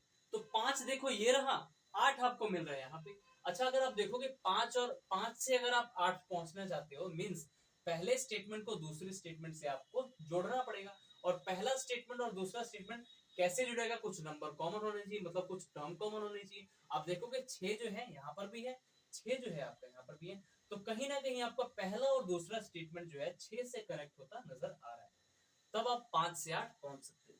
तो सबसे पहले क्या करो, 5 से पहले, अच्छा देखो 6 से कनेक्शन बन रहा है ना, तो पहले 6 को उठाओ, एज इट इज ये चीजें यहाँ पे लिखो, पहले 6 से कनेक्ट हो, आपने 5 से 8 पहुंचना था, 6 फिर 9 फिर 5। ठीक है, अब 6 देखो यहाँ पर भी है ना, तो 6 से बड़ा है 8। ठीक है, अब देखो क्योंकि 6 देखो यहाँ पर कॉमन था, इसलिए मैंने 6 से ही कनेक्शन बनाया। पहले 6 से 5 मैंने इस तरीके से लिख लिया इतना, और फिर 6 तो यहाँ पर कॉमन था ही, और 6 से फिर यहाँ पे शुरू किया, तो ये सिंबल और इक्वल 8 की तरफ है, मैंने 8 लिख दिया, और फाइनली आपको 5 और 8 दोनों कंक्लूजन में मिल चुके। अब जस्ट आप पता लगा लो, तो देखोगे 8 और 5 के बीच में आपको 2 अपोजिट सिंबल मिले, एक ये वाला मिला, एक ये वाला, और ये सिंबल तो सेम इसी की तरह है, तो इसके अपोजिट ही ना, तो इसमें क्या मतलब, ये चीजें आपको मिली है, ये चीजें आपको मिली है ना, अपोजिट सिंबल मिले, तो यानी जब अपोजिट सिंबल मिले तो चीजें आपकी क्या हो जाती हैं, ब्लॉक हो जाती हैं, तो कोई रिलेशन आप नहीं निकाल सकते। इसीलिए पहला कंक्लूजन आपका गलत होगा कि 5 जो है बड़ा है 8 से। भाई पता ही नहीं कि 5 बड़ा है 8 से, छोटा है या फिर इक्वल है, इसीलिए पहला कंक्लूजन आपका परफेक्टली रॉन्ग हो चुका है। ठीक है, अब चेक करते हैं हमारा दूसरा कंक्लूजन, क्या दूसरा कंक्लूजन आपका ट्रू है या फिर नहीं है। ठीक है, तो देखो ध्यान से, दूसरा कंक्लूजन बोल रहा है चार जो है बड़ा है दो से। क्योंकि चार बड़ा क्यों बोल रहा हूं मैं कि चार एंगल जो है किसकी तरफ, एंगल का मुख जो है किसकी तरफ खुल रहा है, चार की तरफ। इसका मतलब क्या, चार बड़ा है दो से। या फिर आप इसको इस तरीके से पढ़ सकते हो, दो जो है छोटा है चार से। तो हमने पता लगाना है क्या चार बड़ा है दो से, क्या सही है। तो कैसे पता लगाओगे, देखो चार आपको मिल रहा है तीसरे स्टेटमेंट में, दो मिल रहा है आपको पहले स्टेटमेंट में। चार आपको मिल रहा है तीसरे स्टेटमेंट में, दो आपको मिल रहा है पहले स्टेटमेंट में। अच्छा मुझे एक बात बताओ, क्या ये दोनों पहला और तीसरा स्टेटमेंट क्या कुछ कॉमन है जोड़ने के लिए इनको। दो से चार अगर आप पहुंचना चाहते हो, दो आपको पहले स्टेटमेंट मिला, चार आपको मिला तीसरे स्टेटमेंट में, क्या इन दोनों को जोड़ने के लिए कोई कॉमन नंबर है। तो आप बोलोगे सर नहीं है। तो आप कहोगे सर अच्छा ठीक है, इनमें से कोई नंबर दूसरे स्टेटमेंट में कॉमन है। तो आप बोलोगे सर तीन जो है कॉमन दिख रहा है सर मुझे, कि तीन जो कॉमन दिख रहा है। सर आप ऐसा करो, तीन को पहले तीन से जोड़ो, फिर छह को छह से जोड़ो, तब आप दो तक पहुंच सकते हो। मैंने कहा चलो ठीक है, तो इसको इस तरीके से कर लेते हैं। ठीक है, तो पहले तीन को जोड़ते हैं। तीन से बड़ा है आपका एक, ठीक है। अच्छा ये पहले तीन को चलो हम तीन से जोड़ते हैं, चलो ठीक है ऐसा कर लेते हैं। तीन ये रहा, तीन से बड़ा है चार, मैंने इसको उतार दिया। और फिर देखो तीन यहाँ पर कॉमन है, तीन यहाँ पर कॉमन है, तीन बड़ा है, तीन बराबर है आठ के, और फिर आठ ही बड़ा है छह से, और फिर छह से छह कनेक्ट करो, छह ये रहा, और छह की तरफ ही ये मुख्य, और फाइनली आपका रिजल्ट ये निकला। तो दो और चार के बीच में ये बोला था कि चार जो है बड़ा दो से। तो आप पता लगाओ क्या चार बड़ा है दो से। तो आप देखोगे, देखते ही पता लग रहा है, एक ये सिंबल मिला आपको, फिर आपको एक ये सिंबल मिला, फिर ये वाला सिंबल मिला, और फिर आपको देखो एक ये वाला सिंबल मिला। आपने देखा कि दो सिंबल तो इस तरीके से हैं कि जिनका मुख एक तरफ है, एक का मुख अपोजिट है, यानी चीजें आपकी हो चुकी हैं ब्लॉक। एक अपोजिट सिंबल मिल गया। दो और चार के बीच में जब अपोजिट सिंबल मिल जाते होते हैं तो हम क्या पता लगाते हैं, कुछ पता लगा ही नहीं सकते, कोई रिलेशन ही नहीं है। तो इसका मतलब चार बड़ा है दो से हम पता नहीं लगा सकते, क्योंकि रिलेशन ही नहीं बन रहा। रिलेशन ये बन रहा कि दो या तो बड़ा हो सकता है, या तो छोटा हो सकता है, या फिर इक्वल हो सकता है। मीन्स पॉसिबिलिटी में इसका चल रहा है। यहाँ पर तो परफेक्ट आपको कंक्लूजन बता रहा है कि चार बड़ा ही है दो से, जबकि पता ही नहीं है कि बड़ा है छोटा है या फिर इक्वल है। इसलिए ये भी कंक्लूजन आपका गलत हो चुका है। इसीलिए ये भी कंक्लूजन जो है आपका रॉन्ग हो चुका है। इसलिए ये भी कंक्लूजन आपका रॉन्ग हो चुका है। ठीक है, अच्छा तीसरा कंक्लूजन देखते हैं कि एक बड़ा है नौ से। तो आप देखोगे एक ये रहा, नौ ये रहा। अगेन देखो, आपको डायरेक्ट तो आप एक से नौ पहुंच नहीं सकते, लेकिन तीन से पहले तीन कनेक्ट करोगे, फिर छह से छह कनेक्ट होगा, फिर फाइनली आप नौ तक पहुंचोगे। तो करके देख लेते हैं मेरे भाई। तो देखो आपने एक से नौ चेक करना है, एक ये रहा, यहां से पहले उठा लो, और क्योंकि तीन से बन रहा तो बस अब तीन तक ही काम करना है। अब दूसरे और तीसरे को जोड़ो, ठीक है, दूसरे तीसरे को जोड़ोगे तो तीन बराबर है आठ के, और फिर आठ बड़ा है इक्वल है छह के। अब इस छह तक आप पहुंच चुके हो। अब छह बड़ा है आपका नौ से। अब देखो छह बड़ा है और इक्वल है नौ से। अब एक भी मिल चुके हैं आपको, नौ भी मिल चुके हैं। बस आप इतना पता लगाओ कि एक और नौ के बीच में एक्स्ट्रा रिलेशन क्या। तो आपको एक और नौ के बीच में एक ये साइन मिला, फिर इक्वल का मिला, कॉमा ध्यान रखना, इक्वल का मिला, फिर आपको एक ये वाला साइन मिला, और फिर अगेन आपको यही वाला साइन मिला, और नौ तक आप पहुंच चुके हो। तो एक और नौ के बीच में बड़ा कौन, मतलब एक और नौ के बीच में रिलेशन क्या। तो आपको पता है जब ये तीनों सिंबल आपको मिलते हैं तो प्रायोरिटी हमेशा इसको दी जाती है। यानी परफेक्ट रिजल्ट निकला क्या, एक जो है बड़ा है नौ से। क्या ये सेम चीज यहाँ पर दी हुई है, दी हुई है ना, इसलिए ये कंक्लूजन आपका बिल्कुल परफेक्टली ट्रू है। तो ये कंक्लूजन आपका बिल्कुल सही हो गया। तो इस क्वेश्चन का परफेक्ट आंसर क्या होगा, ओनली थर्ड फॉलो। इस क्वेश्चन का परफेक्ट आंसर क्या होगा, ओनली थर्ड फॉलो। सिर्फ आपका तीसरा वाला जो है कंक्लूजन परफेक्टली फॉलो कर रहा है। तो ये क्वेश्चन था, ठीक है। अब चलते हैं हमारे आज के लास्ट क्वेश्चन की तरफ। अब हम चलते हैं अपने आज के लास्ट क्वेश्चन की तरफ, ठीक है। उसको करेंगे और फाइनली आज इनइक्वालिटी को खत्म करेंगे। ये चैप्टर आपका बिल्कुल कंप्लीटली फिनिश हो जाएगा, ठीक है। अब इसके बाद अब ये चैप्टर जो है इस लास्ट क्वेश्चन के बाद खत्म हो जाएगा। अब मेरे भाई कोई भी क्वेश्चन आप लगाओ इनइक्वालिटी की, रीजनिंग इनइक्वालिटी की बात करूं, हालांकि इनइक्वालिटी आपकी मैथ्स में भी पूछी जाती है, वो भी इनइक्वालिटी है, और ये रीजनिंग की इनइक्वालिटी होती है। तो रीजनिंग की इनइक्वालिटी आप कोई भी क्वेश्चन मेरे भाई प्रीवियस ईयर लगाओ, मोर देन 95 100% क्वेश्चन आपके सॉल्व होंगे, घबराने की जरूरत बिल्कुल नहीं है, ठीक है। फिर भी किसी भी क्वेश्चन में आप डाउट करते हो तो आप क्वेश्चन को सिंपली पोस्ट कर सकते हो, मैं उसका आंसर जरूर दूंगा, ठीक है। तो चलो आज के लास्ट क्वेश्चन को करते हैं। तो देखो इसमें ना ये क्वेश्चन ऐसा है, और ऐसा क्वेश्चन आपको पूछा जा सकता है इसमें @ इस तरीके से सिंबल्स का यूज करके उनके आगे ग्रेटर या फिर ग्रेटर इक्वल कुछ रख दिया गया, मींस सिंबल पर इस पर आपसे क्वेश्चन पूछा गया।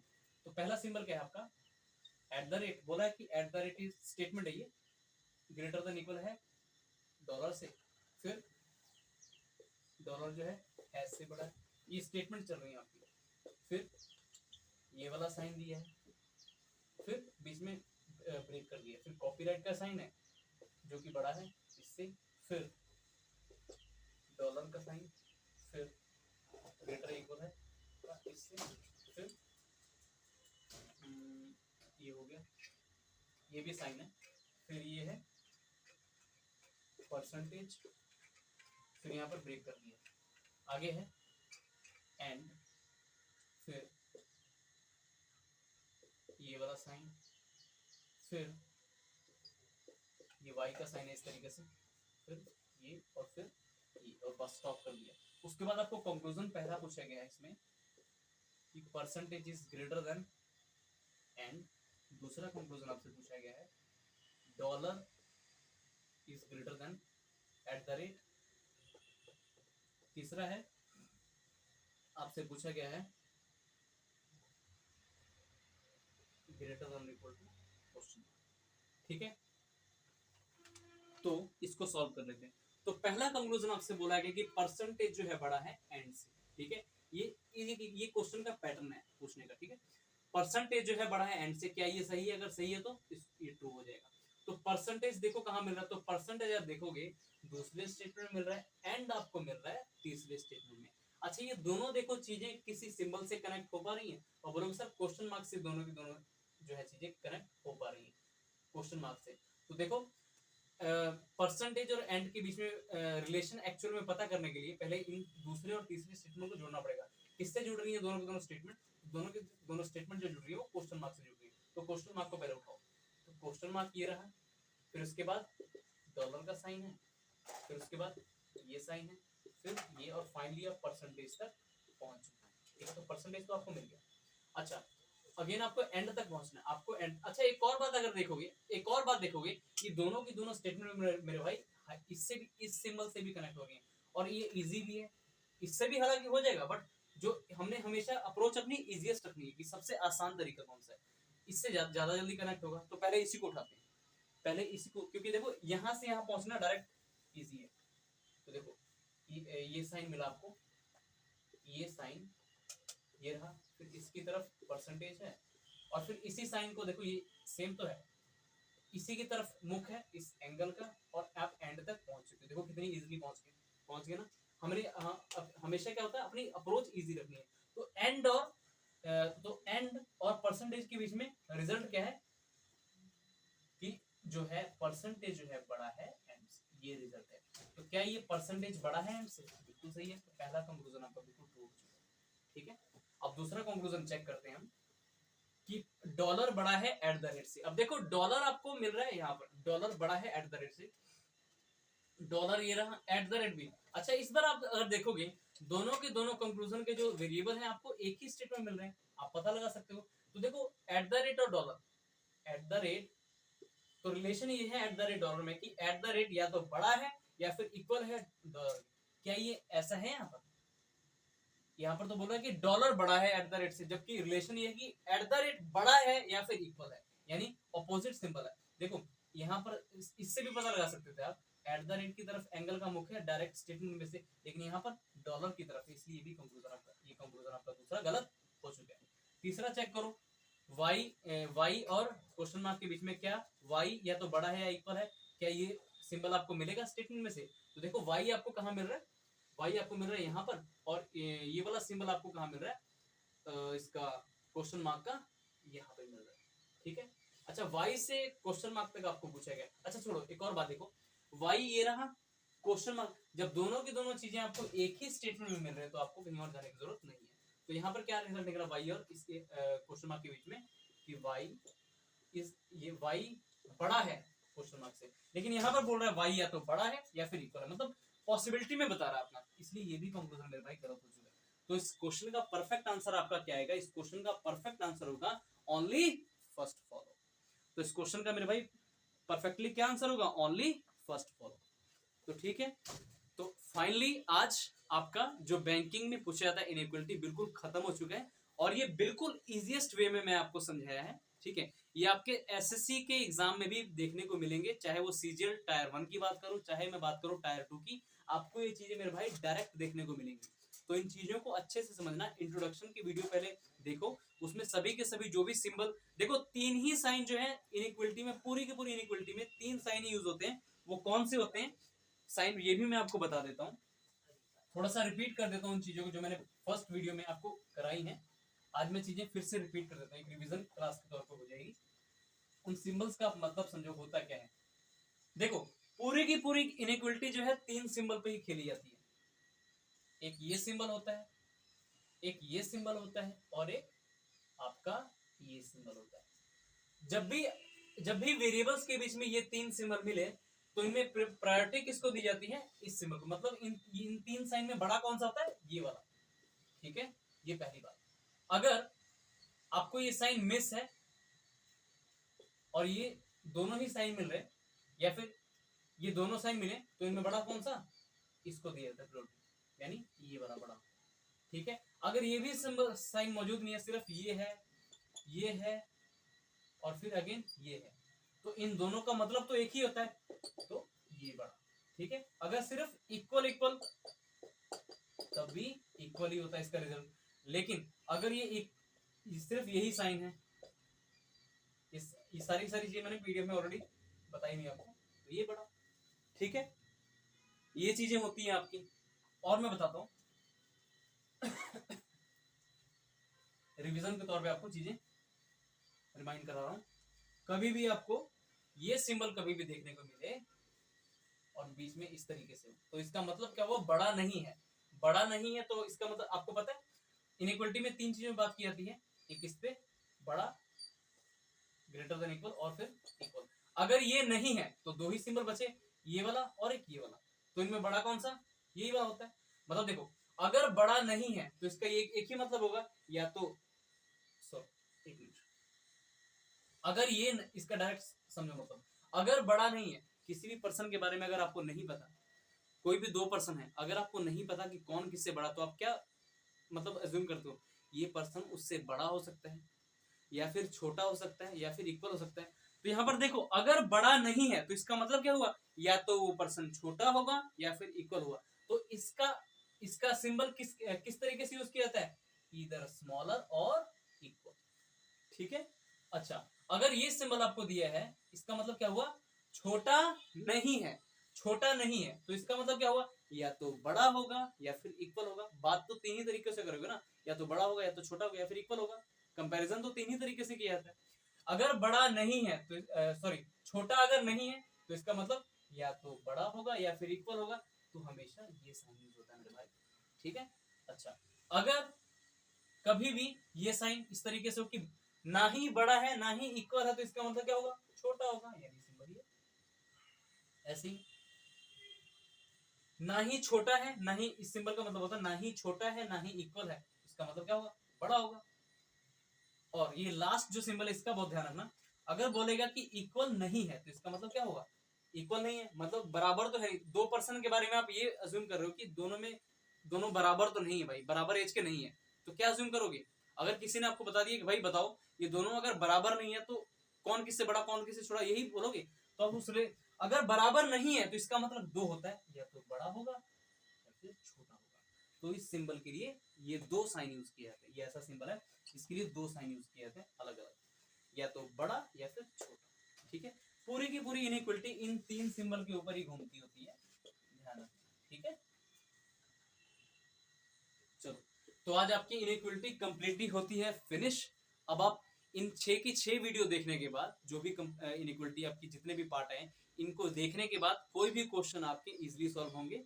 और जो नया चैनल होगा मेरा, जिसपे सिर्फ आपको एक्सपेक्टेड और प्रीवियस ईयर क्वेश्चन मिलेंगे, अपडेटेड जो कंटेंट होगा उसकी उसका जो मैं लिंक जल्दी प्रोवाइड कर दूंगा और आपको उसके बारे में बता दूंगा। वो जो है समझ लो आपके एग्जाम के लिए, जैसे जैसे एग्जाम आपका 1 महीने बाद है, तो उन वीडियोस को आप 1 महीने में ही खत्म कर सकते हो। 1 महीने में आपको 1 महीने में मान लो कि 47 के 47 चैप्टर आप रीजनिंग के पढ़ लोगे, ठीक है। वही क्वेश्चन उसमें होंगे जो आपको डायरेक्ट एग्जाम में मिलने वाले हैं। तो ठीक है, तो ऐसे ही खुश रहो, अपनी तैयारी करते रहो और कहीं भी भटकने की जरूरत नहीं है। रीजनिंग के लिए मैं बोलूंगा आपको कहीं भटकने की जरूरत नहीं है। रीजनिंग के लिए आप मेरा चैनल फॉलो कर सकते हो, सब्सक्राइब कर लो, बेल आइकन का बटन प्रेस कर लेना, आपको जो भी मेरी वीडियो होगी आने वाली उसका नोटिफिकेशन मिल जाएगा। और मेरे भाई एसएससी सीजीएल वालों, जरा थोड़ा सतर्क हो जाओ। अगली जो मेरी वीडियो होगी वो होगी एसएससी सीजीएल टारगेट बैच जो आपका चल रहा है यूट्यूब पर, उसकी एक वीडियो आने वाली है, उसका नाम है कैलेंडर। कैलेंडर के most expected question plus previous year question जो आपके पूछे गए, जो अगेन आपको पूछा जाएगा और अपडेट करके वो मैं आपको दूंगा, ठीक है। तो उसमें 7 से 8 या फिर 10 क्वेश्चन होंगे जो मोस्ट एक्सपेक्टेड होंगे। उसके बाद हम क्लॉक पे भी करेंगे। तो कोशिश मेरी यही है कि 1 दिसंबर से पहले पहले आपको चीजें वो दे दूं मैं। और ऑलरेडी मैं 13 से 14 वीडियो टारगेट बैच की अपलोड कर चुका हूँ। जो स्टूडेंट इस चैनल पे नए हैं उसको देख लेना, प्लेलिस्ट में जाके एसएससी सीजीएल टारगेट बैच के नाम से उसका थंबनेल होगा, उसमें आपको 13 से 14 वीडियो मिल जाएंगे, ठीक है। वो सारी की सारी प्लेलिस्ट में मैंने ऐड की हुई है, आप उसको देखो, अपना फायदा उठाओ उस चीज का, ठीक है। एग्जाम देने जाओ बिल्कुल कॉन्फिडेंट हो गया, आपको चीजें सारी आती हैं, ठीक है। हाँ, एक और बात, जो भी स्टूडेंट पहले से प्रिपरेशन कर रहे हैं, और मैं ये नहीं बोलूंगा कुछ नया पढ़ो, क्योंकि ये चीजें जो है आपको मैं सितंबर से शुरू किया है चीजें, जो टारगेट बैच जो आपका चल रहा है सितंबर से शुरू कर दिया था। तो उन वीडियोस को भी आप देखो कि एसएससी का जो सिलेबस है, एसएससी का जो सिलेबस है वो तो आपको पता ही होगा। एसएससी का जो भी सिलेबस है वो तो आपको पता ही होगा, ठीक है। ये चीजें जो है आपकी अपडेट करके दे रहा हूँ ताकि आपको बैंकिंग का पैटर्न है, आपको पता है, आपको जो दोबारा पूछा जाएगा तो उसका ध्यान रखना। तो एक बार सभी भाइयों को हर हर महादेव, जय श्री राम, जय हिंद, जय भारत।